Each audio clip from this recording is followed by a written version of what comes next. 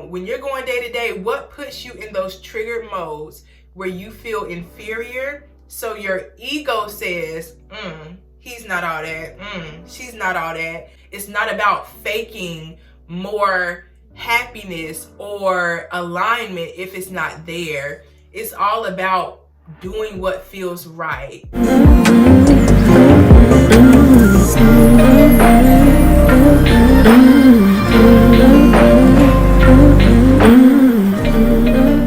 Hey everyone, welcome back to my channel. I am so thankful y'all are here. I pray you can find home here, and if so, welcome. In this video, I want to talk to y'all about why insecurities are so draining. And when I talk about insecurities, I'm not just talking about other people, I'm talking about myself too. The experiences I've had, the spaces that I've been in emotionally, psychologically, when I was more insecure. I've learned how to remove the shame point from my insecurities so that I no longer suppress them and then act subconsciously or unconsciously from the voice that I have within me. So understand that no matter how confident you become, no matter how successful you become, no matter how attractive you are, everybody deals with some form of, I wish I was here, but I'm not. I wish I was a little more of this, but I'm not. Or, you know, when I'm around these people, I feel a little bit more inferior because I haven't mastered this or that. So we all have things, even if they haven't been triggered yet, that we may feel a little bit more insecure about. But this doesn't make you a bad person. This doesn't make you like negative in some way. It just makes you a human being. And the world is constantly growing. We're constantly finding out the possibilities in this life. And of course, when you're exposed to things that you never even knew were possible, or, you know, different traits in other people maybe, or different goals that they've reached, it can trigger a little bit of insecurity. And it's our job to understand why we're triggered. It's our job to understand our insecurities so that we're not dragging our insecurities along and making them everybody else's responsibility, everybody else's fault, or, you know, draining other people trying to fill the voids that our insecurities may have created. So the tricky part about insecurities is that if you don't take responsibility for your triggers, for the things that you don't feel good about, you'll almost automatically blame everybody else for you not feeling good about you, for you not feeling validated or desired or beautiful or important in this lifetime. And I know I talk a lot about traumas on this channel. So of course, in our childhoods, sometimes those insecurities can be created because our parents didn't pour into us in the ways that we really needed. But once you become an adult, once you become aware of like, I was treated this way and this is how I feel, once you can kind of put those words together or those thoughts together, it's your responsibility to heal the insecurities and the triggers that you have. And again, if you don't take accountability for it, you'll make everybody else take accountability for the things that you feel ashamed about or, you know, insecure or less than about. So number one, why is insecurity so draining? In areas where there's no self-validation or an internal voice of confidence, insecure people will constantly look for someone externally to be that voice. You're constantly looking to the outside for power. You're trying to take other people's power in order to refuel your void that basically has a hole in the bottom, because our self-love, our self-reassurance, when we can give ourselves that love, it kind of in a way seals our hearts so that our confidence isn't constantly draining out of us. We don't constantly have to hear, I love you, you're beautiful, you're great, you're amazing, you're worth it. We don't always have to hear that from the external because we've learned how to heal that void within ourselves. Voids are basically leaky buckets within our hearts where words go in and they drain right out because we aren't giving ourselves that stable foundation of I am important, I am loved, I am adored, I am taken care of, I am safe, I am provided for, I am all the I ams. So insecurity can be draining because literally you're constantly having to pull from the outside to make sure people agree with you and make sure people see you in a good light. And you're just constantly on the lookout for who may be for or against you. And that can be really draining, not only to other people, but to yourself also. Now you're creating situations, you're creating conversations in order to meet your needs rather than to actually connect to the person that's in front of you. And just a random thought, if you have a family like this, or if you have certain family members who constantly need outside validation, I think this is why a lot of dysfunctional families are created, because you now have family members, maybe parents or siblings or cousins or whoever, who don't want to actually connect to you, but they see you as a power move. They see you as collateral, where if it's like, if I can get validation from her, if I can get her to agree, then that's all I need. I don't need to hear her point of view. I don't need to hear what he has to say. I don't need any trace of their authenticity. I just need them to boost my ego. I just need them to tell me how great of a parent I am and that I never caused any trauma, or that I'm the best person in the world and nothing I do is wrong. Number 2, why is insecurity so draining, y'all? Number 2, honesty really goes out the window. Insecurity causes you to always protect or defend yourself or your flaws. Insecure people will go out of their way to cover up for themselves if they do or say something deemed not moral, because they see everything through the lens of, am I liked or am I not liked? Am I accepted or am I not accepted? Will I get my hit of validation or not? And this is a big reason why narcissists are the way they are. They completely deny the reality that says they're a bad person. If they hurt somebody, if they do something that's genuinely wrong, they will do everything but take accountability, because they have a shame within them that they aren't willing to look at because it hurts too bad. It's too big of an emotion for them. Not saying it's right. Get them out your life if they're there, Not saying it's right, but narcissists have a hard time being honest, because a lot of times if they were truly honest, it would pretty much what's the word? If narcissists were really honest about what they're doing and why they're doing it, they would also have to look way back in the past at their pain, which they don't want to do. They would have to take accountability, which they have too much shame around to do. And so they're constantly looking at life through this lens of, would a good person do that? Would a good person or a acceptable person do what I just did? And if not, they're going to deny. They're going to lie. They're going to frame situations to make it seem like you caused it in some way, or they're going to find a way to blame their behavior on everybody else, because they need the validation of being a good person. They need to be accepted and will do everything they have to do in order to be accepted. So there's a certain level of acceptance that you have to come to with being human, because there's no person in this world who's going to go through life making no mistakes because they're kind, because they're nice, always being this good person who everybody likes and loves because you're displaying a certain behavior. I don't know.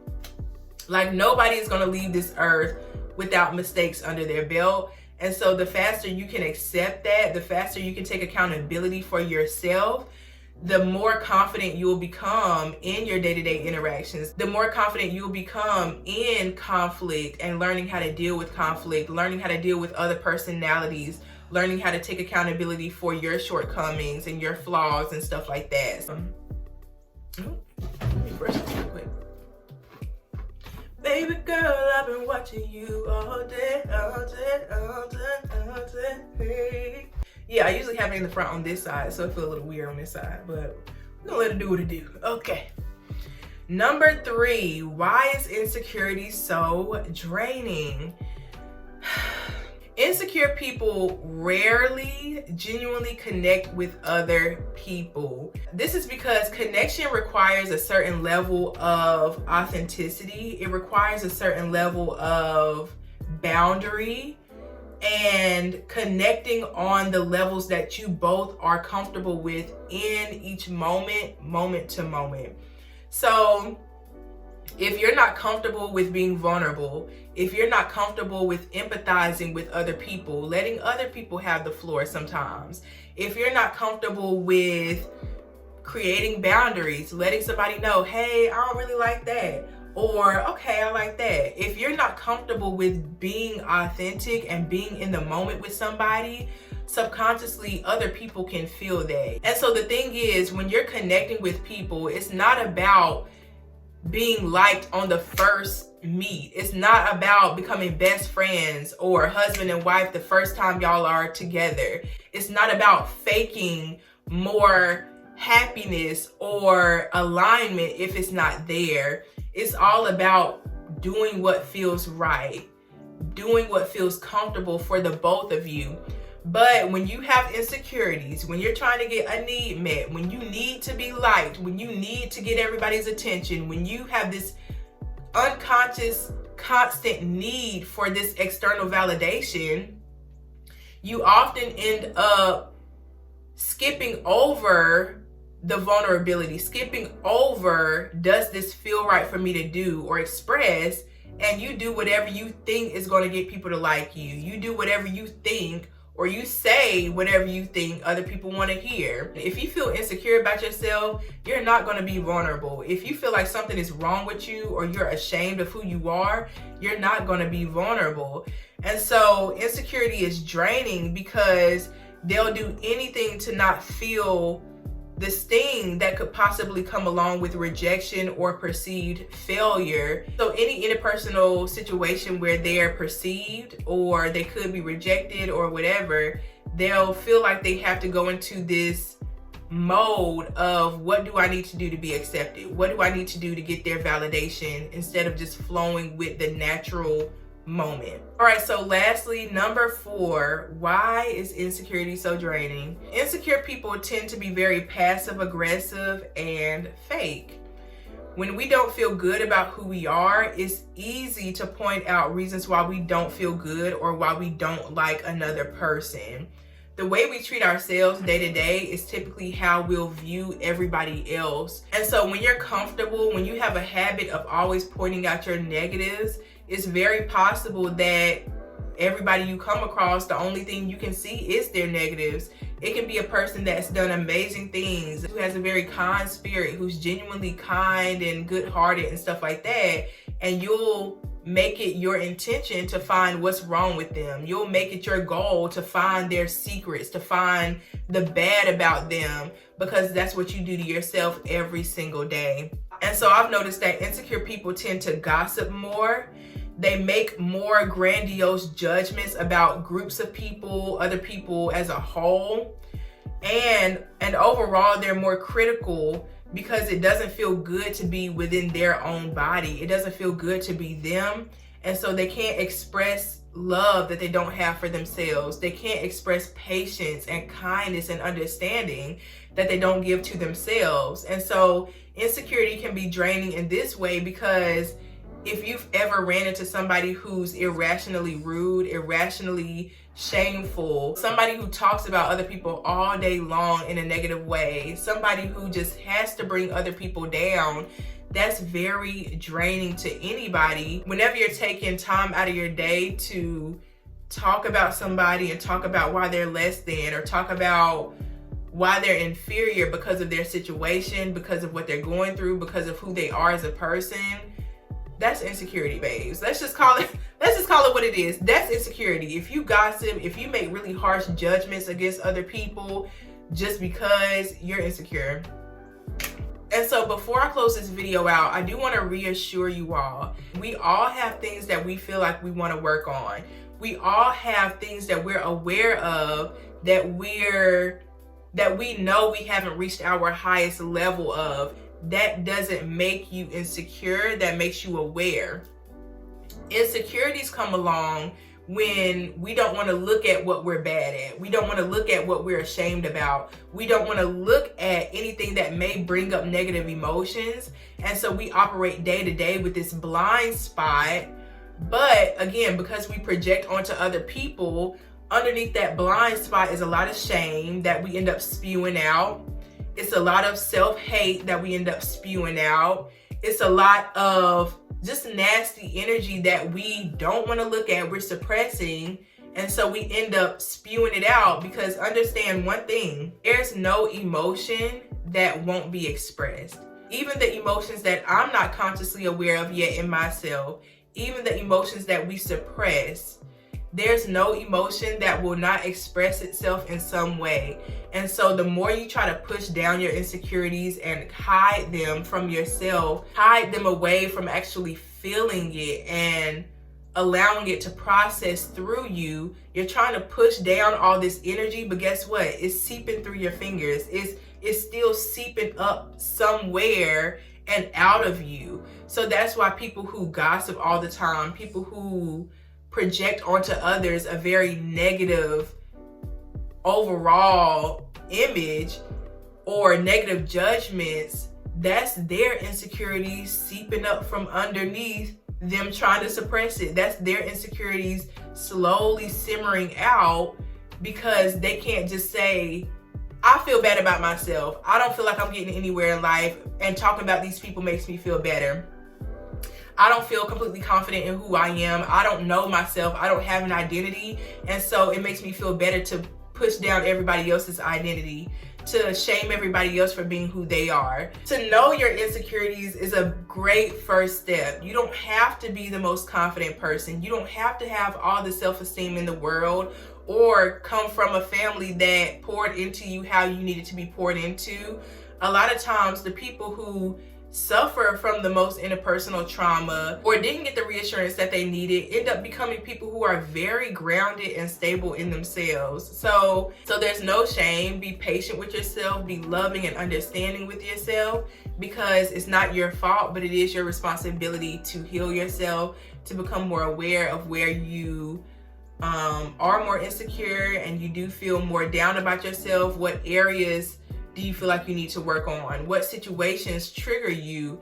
What qualities or traits in other people make you feel like, oh, they think they're better? What puts you in that mode? What puts you in mode? That's what you got to focus on. What puts you in that, oh, she is not all that mode? Like, what? Be honest with yourself now. When you're going day to day, what puts you in those triggered modes where you feel inferior? So your ego says, he's not all that, she's not all that, or you feel like you have to gossip about that person. What are you saying about that person? What do you feel like makes them less than you? And then check your ego, because that's what we all have to do every single day of our lives, so that we don't become an example. And I'm not going to explain that, but I'm just going to leave it at that, okay? So if you made it to the end of this video, I am so thankful, because I already know this video is going to be so long, but I'm so thankful to have y'all here, and we're growing constantly. So I just love y'all. Y'all are great. Y'all are amazing. And I'm so appreciative of all the support and y'all just showing up on this channel. So I'll see y'all in the next video. Bye.